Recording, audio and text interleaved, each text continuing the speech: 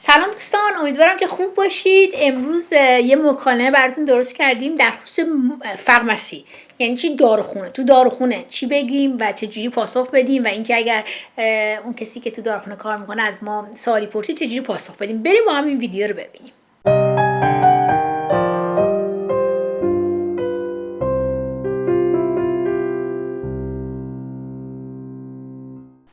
خب الا فرمسی یعنی در داروخانه. لو فارماسیان یعنی اون کسی که تو فارماسی کار میکنه. وقتی میگیم لو حواستون باشه که مذکره دیگه، یعنی لو فارماسیان یعنی اون آقایی که تو داروخونه کار میکنه. بونجور مسیو، روز بخیر آقا. کلیان، مشتری. بونجور، je voudrais quelque chose pour ma fille، یعنی میگه من یک چیزی میخوام برای دخترم. elle a pris froid et elle est engoumée، میگه اون سرما خورده و انگومه هم منظور سرما خورده. elle tousse beaucoup et elle éternue. اترنو یعنی که عطسه میکنه. التوس یعنی سرفه میکنه. فعل توسه داریم و یعنی سرفه کردن، پس میگه سرفه میکنه خیلی. و ال اترنو یعنی عطسه میکنه. لو فارماسیان اسکو الاوو ان مدسن، میگه آیا او یه پزشک رو رفته ببینه. اسکلاوو ان مدسن، اسکی رفته یه پزشک رو ببینه. مشتری میگه چی؟ نو. Elle pense que c'est seulement un rhume، میگه نه فکر میکنه که فقط یک سرماخوردگیه. ما چیزی که تو فارسی هم میگه نه با فکر میکنیم سرماخوردگی ساده است. لو فارماسیان elle n'a pas de fièvre یعنی تب نداره. elle n'a pas de fièvre تب نداره. کلیان میگه چی؟ سی un peu، میگه چرا؟ یه کم. لو فارماسیان bien on va lui donner un sirop pour la toux اون cuillère à soupe 3 fois par jour. میگه خب بهش میدیم اون و لیدونه، به اون میدیم ان سیرو یعنی شربت، pour la toux pour یعنی برای سرفش. خب و میگه اون کویه سوپ 3 fois par jour، یک قاشق سوپ خوری 3 fois 3 بار par jour یعنی 3 بار در روز. اون و لیدونه اوسی دو لیپخن یعنی یه قرص مسکن هم بهش میدم pour la fièvre برای تبش. Elle prend 2 comprimés 2 fois par jour، میگه اون بخوره 2 comprimés یعنی 2 تا قرص 2 fois 2 بار par jour، پس 2 comprimés 2 fois par jour 2 بار در روز. Et si elle ne se sent pas mieux dans les 4 ou 5 jours je lui conseille quand même d'aller voir un médecin، میگه اگر که در 3-4 روز آینده احساس بهتری نداشت، فعل سانتیره اینجا دیگه ال نو سو سان پا میو، اگر که بهتر نداشت احساس بهتری نداشت دان لی 4 et 5 jours در 4 روز 5 روز یعنی در 4 روز یا 5 روز آینده، دان یعنی در آینده، je lui conseille quand même d'aller voir un médecin، میگه پیشنهاد میکنم بهش یعنی به دختر این آقا که بره یک پزشک رو ببینه.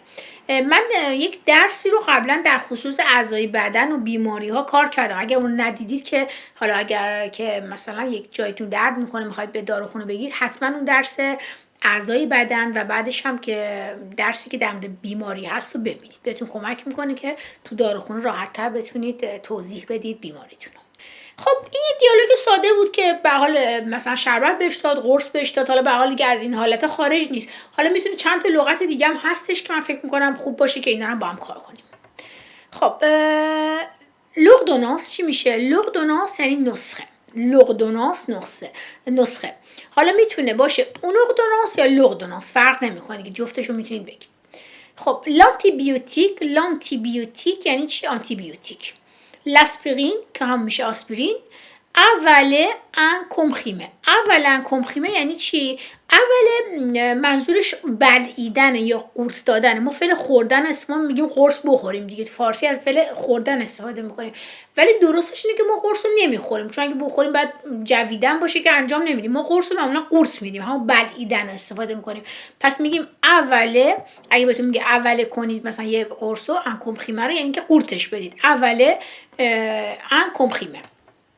خب کمخیمه هم براتون نوشتم. ل کمخیمه ها منظورم قرصه. لا فیور یعنی تب داشتن، تب خود فیور این تب. لو مدیکامان میشه دارو. لو مدیکامان دارو.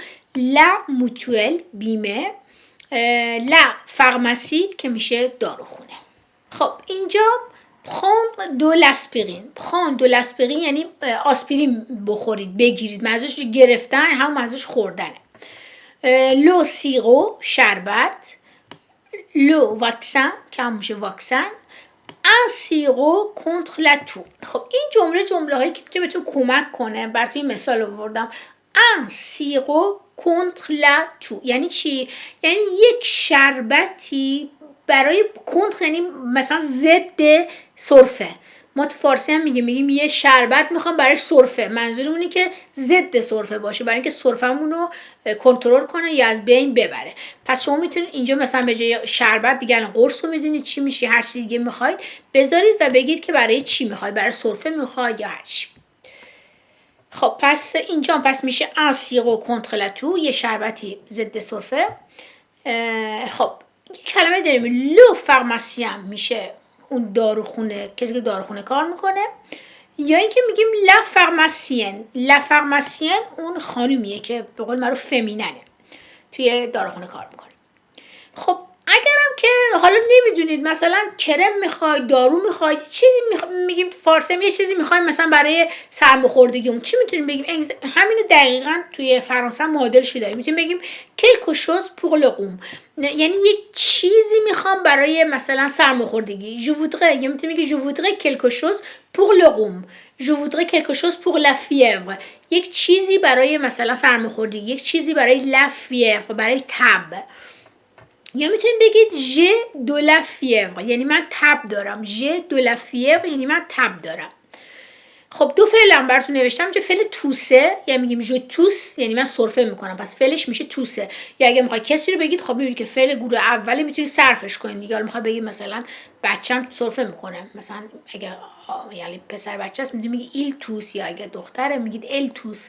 خب پس این فعل توسه است که میتونید صرف کنید. اترنوام میشه چی؟ یعنی عطسه کردن. حالا براتون گفتم که میتونید اینم صرفش کنید و استفاده کنید. خب ببینید الان با همین ویدیوی ساده شما سرفه کردن، تب داشتن، اسامی داروها مثلا شربت، قرص، اینا رو میدونید. حالا سعی کنید خودتون رو تو موقعیت مشابهی قرار بدید برای کنورساسیون، برای یک مکالمه، و سعی کنید فکر کنید رفتید داروخونه و کار کنید اینا. و اگرم که حالا امیدوارم که اتفاق نیفته، اگر مریض شدید واقعا سعی کنید از این دیالوگا استفاده کنید. و خوندن تنها کافی نیست. حتما توی این موقعیت‌ها اگر که یک روزی فکر کردید که نیاز دارید به داروخونه، قبلش این ویدیو رو ببینید، با خودتون چند بار تکرار کنید و وقتی میرید داروخونه سعی کنید که از اینا استفاده کنید. اینجوریه که خیلی بهتون کمک میکنه توی یادگیری زبان و اینکه استفاده کنید ازش به صورت مداوم. خب امیدوارم که از این ویدیو هم لذت برده باشید. اگر که این ویدیو رو دوست داشتید حتما لایک کنید. من سعی میکنم که ویدیوهای کنورساسیونی بیشتر کار کنم و اگر این تیپ ویدیوها رو دوست دارید و بهتون کمک میکنه حتما برای ما بنویسید. نظرات شما رو میخونیم. تا یه ویدیو دیگه، خدا نگهدار.